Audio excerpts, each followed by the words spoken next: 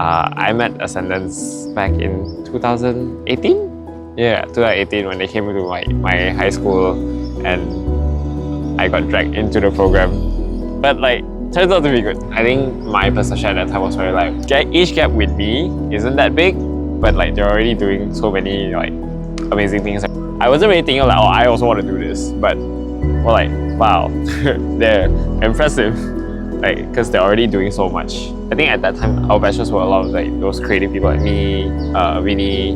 Maha came in like after a while. We were just like, okay, since all of us are here, we're all like in the creative field, so let's form a group. And I know that we spent an entire meeting just coming up with the name itself. Like, the whole idea of Creative Captains was we were a platform for people to showcase their art. One of the first things we did was just purely like the decorating for one of your talks. It was just purely that. It was just us like folding butterflies, hanging on the walls. Like, that itself was already an experience for us.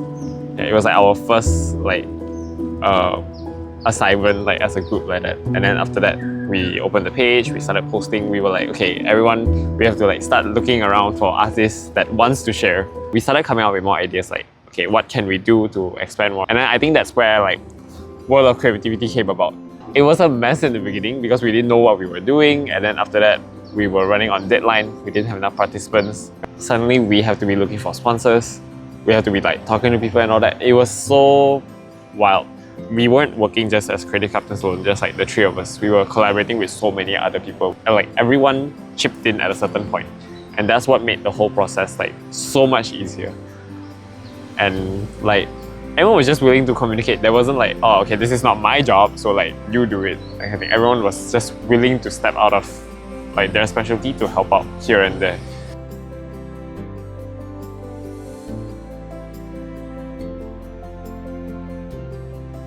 I like writing fantasy. And then it hit me like, why don't I turn Ascendance into like their own little like alter egos? And then like there's that whole adventure that comes along with it.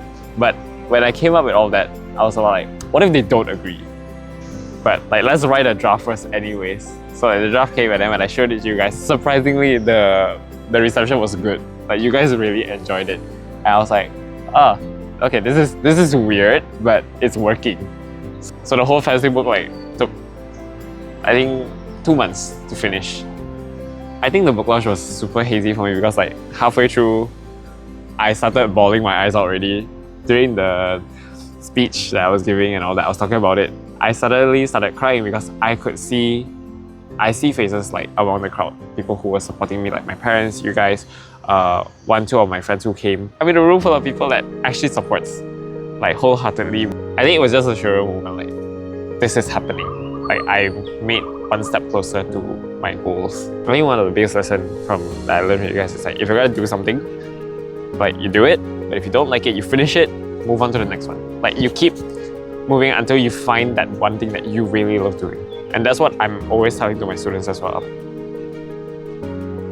Big thank you to Ascendance for all you've been doing, because if you guys didn't come to like La Salle and have the program and all, I definitely wouldn't have met you guys. And I think along the journey, you guys have always helped so much. It gives a lot of self-awareness. It gives a lot of awakening to it. And, you know, I hope that you guys continue doing this